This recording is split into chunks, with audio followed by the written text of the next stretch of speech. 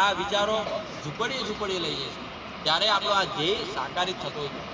તો કે આ પંચ પરિવર્તનમાં સૌ પ્રથમ ભગવાનના આ પંચમુખી દેવાલયના સાનિધ્યમાં આપણે બેઠા છે અને પંચ પરિવર્તન પણ લાવવાના છે. તો ભગવાનને કહીએ કે ભગવાન અમને 5 પ્રકારના તમે બળ આપો.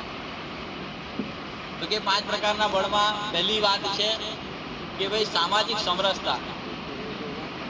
આ ગૌ કથાના માધ્યમથી આપણે સમાજમાં એક પ્રયત્ન એમ કરીએ કે હું ઊંચ નીચના નાના મોટાના ભેદભાવ ભૂલી અને અમારું ભારત સ્વાવલંબી બને, સ્વાભિમાની બને, આત્મગૌરવથી આપણે જીવતા થઈએ અને વિશ્વગુરુ બને.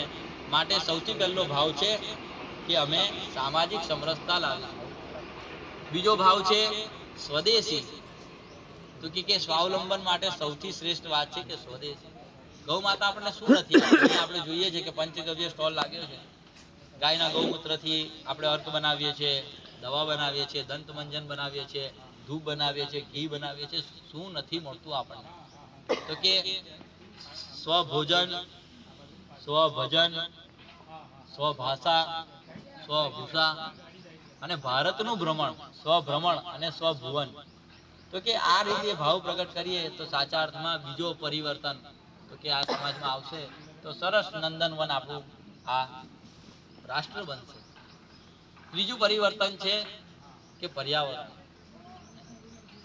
પ્રકૃતિ એ ઈશ્વરનું સ્વરૂપ છે અને આપણે જોઈએ છે કે ઉનાળો આવે ત્યારે શહેરોમાં તો એટલી બધી તકલીફ પડે કે બધાનું એસી 10 વાગે ચાલુ થઈ જાય અને રાત્રે સુધી ચાલ્યા જ કરે. કેમ? તો કે ટેમ્પરેચર 50 ડિગ્રી સુધી જાય અને શરીરને તકલીફ થાય. પરંતુ જો આપણે આવી રીતે પ્રકૃતિમાં બેઠા હોય તો આપણને અહેસાસ થતો નથી ક્યારે. તો કે પ્રકૃતિનું સંરક્ષણ કરીએ, પાણીને યોગ્ય માત્રામાં ઉપયોગ કરીએ, પ્લાસ્ટિકનો ઉપયોગ ઓછો કરીએ. તો કે ત્રીજા પરિવર્તનથી આપણા જીવનમાં ખૂબ જ ઈશ્વરના આશીર્વાદ મળશે. કારણ કે પ્રકૃતિનું પૂજન છે એ આપણા માનવ સમાજનું સંરક્ષણ જ છે, સમજો. ચોથી વાત છે કુટુંબ પ્રબોધન. જેમ આપણે અહીંયા બેઠા છે એ ભાવથી આપણા કુટુંબમાં પણ મારે કંઈ કરવાનું આવે તો મને ગૌરવ નિર્માણ થવું જોઈએ.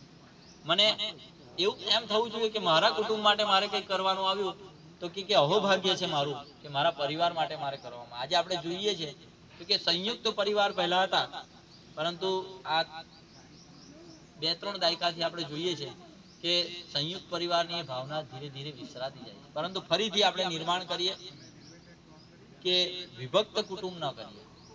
આપણે જો ગૌ ભક્ત હોઈએ, આપણે ગૌ પૂજા કરીએ છીએ ગૌ માતાના, તો માં વાછરડાઓને ક્યારેય ભેદભાવ રાખતી નથી.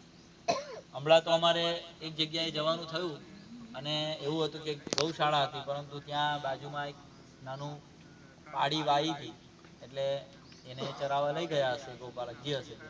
તો વાછરડીએ એટલે કે ગાયને ભેંસની નાની હતી પાડી, એ ગાયના આંચળમાં મોઢું લગાડી અને ધાવા લાગી. તો મેં જોયા જ કર્યું તેને, એટલી દિવ્ય ભાવથી જોયા કરો કે આ માં છે.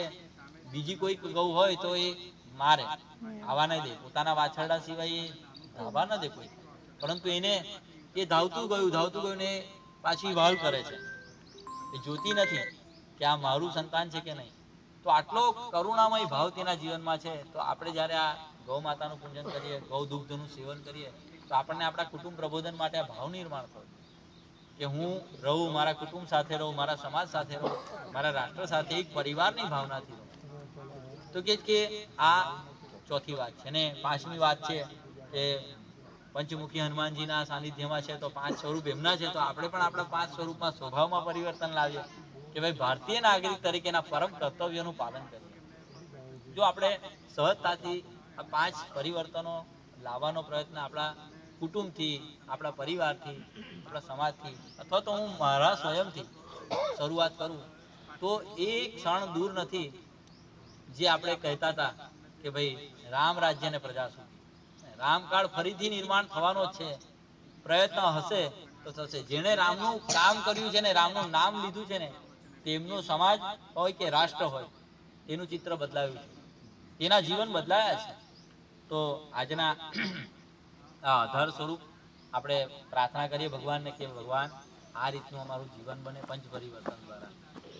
બીજી વાત છે કે કૃષ્ણનું જીવન સંપૂર્ણ ગૌમય હતું. ભગવાન કૃષ્ણની દિવ્ય લીલાઓનું વર્ણન તો શું વર્ણવી શકીએ, પરંતુ ભગવાન તો કરુણામય છે. અને તેમનું જીવન જોઈએ કે જન્મ્યા ત્યારથી લઈ જ્યાં સુધી તે બ્રહ્મલીન થયા ત્યાં સુધીને ભગવાન ગૌ માતાની સમીપ રહ્યા છે. ગૌ માતાની જોડે રહે, ગૌને ચરાવવા જાય, ગાય માતા માટે શું ન કરે. તો એ વિશિષ્ટતા રહી છે ભગવાનની. અને એમ કહેવાય છે કે ગૌ માતાના 4 પાદ છે, તેમના ચરણ કમળ છે તેમાં 4 પાદ છે. એને સમાજને ઉત્કૃષ્ટ ઉત્થાન માટે આધારશિલા છે. તો કહે છે કે 4 ચરણોનો મહિમા શું છે, તો કે ધર્મ, અર્થ, કામ અને મોક્ષ. તો કે ગૌ માતાના જે 4 ચરણ છે તેનો પહેલો પાદ છે ધર્મ. તો કે ધર્મના કેટલા આધાર છે? ધર્મના 2 આધાર છે, એક યજ્ઞ અને એક સંસ્કાર. યજ્ઞ પ્રણાલી આપણે શરૂ કરીએ કે કોઈ જ્ઞાન યજ્ઞથી સેવા કરે છે, કોઈ કર્મ યજ્ઞથી સેવા કરે છે, કોઈ પ્રત્યક્ષ અગ્નિમાં આહુતિ આપી અને દેવોને અર્પણ કરે છે.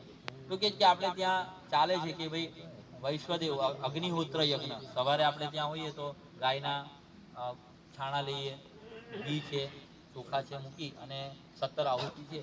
તો કે જ્યારે અગ્નિહોત્ર યજ્ઞ કરીએ છીએ સૂર્યોદય વખતે અને સૂર્યાસ્ત સમયે, તો વાતાવરણમાં દિવ્યતા પ્રસરી જાય છે. વાતાવરણની અંદર રહેલા નાના મોટા જીવો દૂર થઈ જાય છે, આપણને આરોગ્ય મળે છે. આપણે તો કૃષિ કરતા હોઈએ તો કહ્યું છે કે કૃષિમાં પણ આપણે ત્યાં ઋષિઓ ઋષિ સંસ્કૃતિમાં અગ્નિહોત્ર કરતા. તો કે 2 આધાર છે, યજ્ઞ અને સંસ્કાર. અર્થ છે બીજો પાદ ગૌ માતાનો, એના 2 આધાર છે, કૃષિ અને આયુર્વેદ. તો કે અર્થોપાર્જન કરવા માટે જોઈશે કૃષિ. સર્વવર્ણાહ ઉત્તમઃ કૃષિ. કહેવાય છે કે કૃષિ એ ઉત્તમ છે, મધ્યમ વ્યાપાર છે અને કનિષ્ઠમાં કનિષ્ઠ શું છે? નોકરી. જે ચાકરી કરે તેને નોકરી કહેવાય, અને કરીએ તે પછી આપણે જોઈએ છે આગળ શું થાય. પરંતુ અહીં તમે કૃષિ કરતા હોય ગૌ માતાના સાનિધ્યમાં તો રાજા કહેવાય આ પૃથ્વી પરના, હે ને? એટલે આપણે શું કહીએ છીએ કે ખેડૂત છે, અમે ભૂમિપુત્ર છે. કે જનની જન્મ ભૂમિશ્ચ સ્વર્ગાદપી ગરીયસે. રામજીએ લક્ષ્મણજીને કહ્યું કે આ લંકાનું રાજ્ય મળ્યું, રાવણનો પરાજય થયો છે અને વિજયી થયા છે, તો હવે આ લંકાનું શું કરવું? તો રામજી શું કહે છે? જનની જન્મભૂમિશ્ચ સ્વર્ગાદપી ગરીયસે. સ્વર્ગ કરતા પણ ઉત્તમ આપણી માતૃભૂમિ છે. અને એ ભાવ આપણે જગાડીએ, આપણી જ્યાં પણ આપણે રહેતા હોઈએ ત્યાં આપણે કરીએ તો શ્રેષ્ઠ ભાવ છે. તો કે છે કે કૃષિ કરીએ અને કૃષિથી જ બધું આપણને મળે છે. આપણે જેના સાનિધ્યમાં બેઠા છે ને એ નીમ વૃક્ષ કહેવાય, આ લીમડો છે. એવું કહેવાય છે કે ઉત્તમમાં ઉત્તમ આપણે સવારે કરતા તો દાંતણ કરતા. આપણે ત્યાં પરંપરાઓ હતી કે સૌથી શ્રેષ્ઠમાં શ્રેષ્ઠ દાંતણ કયું? તો કે કણજીનું. બીજામાં ઉત્તમમાં ઉત્તમ તો કે વડનું, ત્રીજું નીમનું, ચોથું બાવળનું. તો કે તમે કરો તો એમાં કેલ્શિયમ વધારે હોય. કડવું છે પણ ફળ એનું મીઠું છે. એટલે ચૈત્ર માસમાં આપણે શું કરીએ?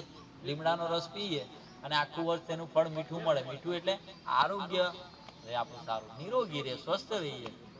તો કે આપણા આયુર્વેદ, તો કે આયુર્વેદની દ્રષ્ટિએ પ્રકૃતિમાંથી આપણને બધું મળે છે. અને આ બધી ફાર્માસ્યુટિકલ કંપનીને આ બધું જોઈએ તો આમાંથી બધા અંશ કાઢી અને તેનો અર્ક બનાવી અને મેડિસિન બનાવતા હોય છે. ત્રીજો પાદ છે કામ. તો કે તેના 2 આધાર છે, ગૌવંશની વૃદ્ધિ અને દેવ દાનવની ઉત્પત્તિ. તો કે ત્રીજો કામ છે તેનાથી ગૌવંશની વૃદ્ધિ. તો કે નંદી સ્વરૂપ છે એ નંદીનું પણ પોષણ કરીએ આપણે. નંદી છે તો જ ગૌ માતા છે, તો જ ગૌવંશની વૃદ્ધિ છે. આજે બધાને એમ થયું કે ગૌ માતાનું પૂજન કરીએ, ગૌ માતાની સેવા કરીએ, પરંતુ નંદી તરફ આપણે દુર્લક્ષ જ કરીએ છીએ. તેથી જ તો કયું ભજનમાં, जब गाय नहीं होती तो नंद कहाँ होते, जब गाय नहीं होती तो नंद कहाँ होते, नंदी की सवारी पे भोलेनाथ बैठे हैं, नंदी की सवारी पे भोलेनाथ बैठे हैं, जब गाय नहीं होती तो નંદી કહા હોતે. કહે છે કે નંદીનું સંવર્ધન ભગવાન સ્વયં શિવનો અવતાર છે. અને શિવ છે એ તો અજન્માનો લોકા છે. કોઈ પણ વૃક્ષ હોય, કોઈ પણ તેનું સીડ્સ હોય, એનું બીજ હોય, પરંતુ એ બીજ હશે તો વૃક્ષ થશે. એવી રીતે નંદી મહારાજ છે અને ગૌ માતા. તો એટલે અને એટલે જ વેદોમાં કહ્યું કે વૃક્ષોત્સર્ગ કરવો જોઈએ. આપણે ત્યાં જ્યારે આપણા પિતૃઓ, આપણા સ્વજનો જ્યારે શરીર શાંત થાય ત્યારે આપણે ઉત્તર ક્રિયા કરીએ છીએ અને એમાં દ્વાદશા શ્રાદ્ધ કરીએ છીએ. તો કે એમાં આવે છે કે વૃષવત્સરી પૂજન, તો કે વૃષોત્સર્ગમાં નંદી મહારાજનું પૂજન કરવાનું અને ગૌ માતા એટલે કે વાછરડી અને વાછરડા એ બંનેનું સમન્વય કરાવી, વિવાહ કરાવી અને એમને મુક્ત કરવાના અને એનાથી પછી સંસ્કૃતિ વધે. તો કે આપણું તો દેવ કાર્યમાં મનુષ્યના મોક્ષ એટલે કે મૃત્યુ પછી પણ જે ઉત્તર ક્રિયામાં એને ઇહલોક અને પરલોકમાં સહાયરૂપ થાય, એટલે આપણે ઋષિઓએ બતાવ્યું પૂજનમાં કે વૃક્ષોત્સર્ગ કરવો. એટલે નંદી મહારાજ કીધું કે ગૌ વંશની વૃદ્ધિ. આ ત્રીજો પાદ છે ગાય અને ચોથો પાદ છે મોક્ષ. એના બે આધાર છે, સુખ શાંતિ સમૃદ્ધિ અને કલ્યાણની પ્રાપ્તિ. તો કે સાચા અર્થમાં આપણે આ ગૌ માતાનું પૂજન કરતા એના 4 પાદના આધાર સમજીએ કે ભાઈ ધર્મ, અર્થ, કામ અને મોક્ષ. એટલે તો આપણે લગ્ન વિવાહમાં પણ જોઈએ છે કે ભાઈ મંગલ ફેરા આપણે ફરીએ અને મંગલ ફેરામાં પહેલો ફેરો, બીજો, ત્રીજો, 4 ફેરા ફરીએ છીએ અને 3 ફેરા તો પછી આપણે જ્યારે જઈએ અગ્નિ સંસ્કાર માટે ત્યારે ત્યાં લેવાય છે. તો કે આ આધાર છે. તો સાચા અર્થની અંદર આપણે ભગવાનને પ્રાર્થના કરીએ કે ભગવાન અમે આ પંચ પરિવર્તન લાવીએ. ભગવાન હનુમાનજીની કૃપાથી અહીં ગૌ માતાની સેવા કરતા થઈએ અને પંચ પરિવર્તનોથી અમારું જીવન સુદૃઢ બનશે. અમે ગૌ સંસ્કૃતિના વાહક બનીશું અને આ સંસ્કૃતિના સદવિચારોથી, ગૌ સંવર્ધનથી, એના સદવિચારોથી આ રાષ્ટ્ર વસુધૈવ કુટુંબકમ બનશે. તો કે ચાલો એ ભાવ સાથે આપણે ભજન સુધારસ કરીએ કે ભગવાન કોણે કોણે આ ગૌ માતાનું પાલન કર્યું, કોણે કોણે સંવર્ધન કર્યું અને કોના જેવા એમનું જીવન કેટલું ઉન્નત થયું, એ આપણે એક ભજનની પંક્તિ દ્વારા ગઈ અને આ કથાને આપણે આગળ વધારીશું. તો આપણે સાથે એક સાથે હું બોલું ત્યારે આપણે એને ઝીલી અને આ ભજનને આપણે ગઈશું. ગૌરી માત કી જય. શ્રી સુરભ્યે નમઃ. નામ સુધારસ જે જન ચાખે, કાળ ન આવે પાસે રે. નામ સુધારસ જે જન ચાખે, કાળ ન આવે પાસે રે. સૂરજનું અજવાળું થાતા જટ અંધારું નાસે રે. સૂરજનું અજવાળું થાતા જટ અંધારું નાસે રે. ખટ રસ સેવી ખટને પોસે, અંતે રડી રડી મરતા રે. ભજન સુધારસ આનંદ આપે, સહુ દુઃખ એ છે હરતા રે. નામ સુધારસ જે જન ચાખે, વ્રજવાની તાવર રસ એ જાણે. વ્રજવાની તાવર રસ એ જાણે. રસવંતી કો જોગણ રે. રંગ અભાગી મટકા મારે, દ્વારે પ્રભુ તુજ માંગણ રે. નામ સુધારસ એ જન ચાખે, સંત મહંતનું જીવન એ પિયાનો સામો રે ભવરોગીનું ઔષધ મોંઘું કિમિયો કિંમતી જાણે રે નામ સુધારસ જે જન ચાખે. કહ્યું કે નામ સુધારસ જે જન ચાખે કાળ ના આવે પાસે રે ને ભવરોગીનું ઔષધ મોંઘું કિમિયો જાણે કિંમતી રે. તો કે નામ સુધારસ વ્રજ વનિતા વસ રસ એ જાણે. કહ્યું કે વ્રજ વનિતાઓ એ રસ જાણે છે. કયો રસ જાણે છે? તો કે કહ્યું ગૃહે ગૃહે ગોપવધૂ કદંબા સર્વે મિલિત્વા સમવાપ્ય યોગમ પુણ્યાનિ નામાનિ પઠન્તિ નિત્યમ ગોવિંદ દામોદર માધવેતિ. કહે છે કે આ જે છે એ રસ જે છે વ્રજવનિતા, તો કે ગોપીઓ ગોકુળમાં ગૃહે ગૃહે ગોપવધૂ કદંબા દરેકને કહેતી કે માખણ લઈ લો, આ કૃષ્ણ રૂપી માખણ લઈ લો. એ માખણની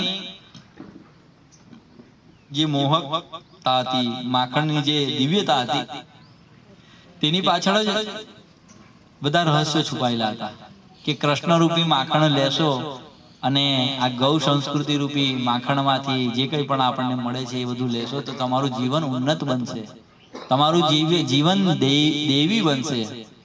આપણે જોઈએ છીએ કે ઘણા બધા મંદિરોમાં ઘણા બધી પ્રકારની હરોળ લાઈનો પડી હોય અને ભગવાન પાસે બધા કેટલું માંગતા હોય, હરિ આપે છે. પરંતુ કહે છે કે જે હરિ પાસે તમે માંગો, પરંતુ આ જે છે રસ, ભક્તિનો રસ છે, એ તમે સહજ માંગો ને તો ભગવાન આપે છે. ગૌ સેવા માટે આપણે કહીએ કે માં ભગવાન અમારી આ વ્યવસ્થા કરજો, ગૌ સેવા કરવી છે, સંકટ આવે છે, આર્થિકતા થોડી નબળી છે આર્થિક રીતે, પરંતુ એ પરિસ્થિતિને સુધારે છે. તમે કરવા માંગજો, જુઓ તમે કરશો ને એટલે તમને એમ પ્રત્યક્ષ અનુભવ થશે કે ધીરે ધીરે ધીરે ગૌ માતા જ રાજી થાય તો એમની અંદર રહેલા છે 33 કોટી દેવો. ગૌ માતા જ આપણા પ્રતિનિધિ સ્વરૂપે કહી દે દેવોને કે આ મારા આ ગોપાલક, આ ભક્તની જીવનની તકલીફ છે એ બધું દૂર કરો. તો કે અને શાસ્ત્ર તો એમ કહે છે કે પ્રાર્થનાઓ કરવાથી ક્યારે પરિસ્થિતિઓ બદલાતી નથી. પ્રાર્થના કરવાથી પરિસ્થિતિ ક્યારેય બદલાતી નથી. પ્રાર્થના કરવાથી પ્રકૃતિ તરફ, જીવન તરફ જોવાનો દ્રષ્ટિકોણ બદલાય છે. અને એ જીવન તરફ જોવાનો દ્રષ્ટિકોણ તમારો બદલાશે તો તમારું સમગ્ર જીવન બદલાઈ જશે. એટલે કોઈ એમ કે ભાઈ ગાયની સેવા કરું, મેં ગાયની સેવા કરું, બોલીને ન ચાલે તો મળશે. પણ કોઈકને હાર્ટની તકલીફ થઈ હોય અને કે ભાઈ ગિલોય તુલસી અર્ક છે, તો કે ગાય પાસે જાઓ, ગાયનું ઝરણ લઈ લો, એને ગાળી લો અને તુલસી ગિલોય નાખી અર્ક બનાવો અને એ અર્કનું સેવન કરો તો શું થશે? હૃદય મજબૂત થશે, હાર્ટ એટેક નહીં આવે, કોલેસ્ટ્રોલ, બીપી, ડાયાબિટીસ આ બધા રોગો નહીં થાય. કેમ? તો કે ગૌ માતાનું નામ લીધું, પરંતુ ગૌ માતાનું કામ, ગૌની સેવા કરી અને પ્રત્યક્ષ રીતે આપણે તેનું સેવન કર્યું તો તે આપણને પ્રત્યક્ષ પરિણામ આપે છે. તેવી રીતે ઈશ્વર એમ કહે છે કે પ્રાર્થના કરવાથી પરિસ્થિતિઓ બદલાય નહીં, પરંતુ જીવન તરફ જોવાનો દ્રષ્ટિકોણ બદલાય. અને દ્રષ્ટિકોણ બદલાશે તો આચરણ બદલાવાનું, આચરણ બદલાશે તો આપણું આયુષ્ય અને આરોગ્ય સુંદર રહેવાનું છે. તો કે આ જ રીતે ભગવાનને પ્રાર્થના કરીએ કે આ ગૌ કથાના માધ્યમથી અમે ગૌ પરિવારના લોકો આવું સંસ્કૃતિનું કાર્ય કરતા રહીએ. ગૌ માતાનું વર્ણન તો વિશેષ શું કરવું? ભગવાન રામના કાળમાં, ભગવાન કૃષ્ણના કાળમાં બધાએ સંતોએ, મહાત્માઓએ ગાયું છે અને અનુભવ્યું છે, આપણને માખણ પીરસીને આપ્યું છે. બસ આપણે તેનો લાવો લેવાનો છે. તો આજના આ અવસરે હું મારી વાણીને વિરમું છું અને આપ સૌનું નિવેદન કરું છું કે જે પંચમુખી ચેરિટેબલ ટ્રસ્ટ પંચમુખી હનુમાનજી મંદિરના પટાંગણમાં પંચમુખી ગીર ગૌશાળાના સાનિધ્યમાં આ ગૌકથા કરી આ વેદના વિચારો જે છે આપણે લઈને જઈએ, આપણા જીવનમાં ચરિતાર્થ કરીએ, પંચ પરિવર્તનની વાતો પણ આપણે જીવનમાં લાવીએ તો સાચા અર્થની અંદર આ જીવનમાં બદલાવ આવશે. અને હરિને પ્રાર્થના કરીએ કે પ્રભુ તમારી અનંત કૃપા અમારા સૌ પર વરસે અને આવું જ સત્કાર્ય અમે સતત ને સતત કરતા રહીએ, જેથી અમે તમારા વિશ્વના ગોપગણ બની શકીએ ને. અને આપણે બની શકીએ. ભગવાને જે આ ગોવર્ધન ઉચક્યો છે અથવા તો ગૌ સેવા ગતિવિધિ દ્વારા જે કંઈ પણ આ કાર્ય થઈ રહ્યું છે વિસ્તારોમાં, અલગ અલગ જગ્યાએ આ બધું આયોજન કરી રહ્યા છે, તો એ માત્ર ને માત્ર દેવી સંસ્કૃતિનું નિર્માણ થાય એ અર્થે કરી રહ્યા છે. તો એમાં આપણે આપણી લાકડી અને વાંસળી ના સૂર રેલાવી અને જીવનને આપણે ધન્ય કરીએ. અને આજ ભાવપુષ્પ ભગવાનને અર્પણ કરી મારું વક્તવ્ય પૂર્ણ કરું છું. અસ્તુ. જય ગૌ માતા.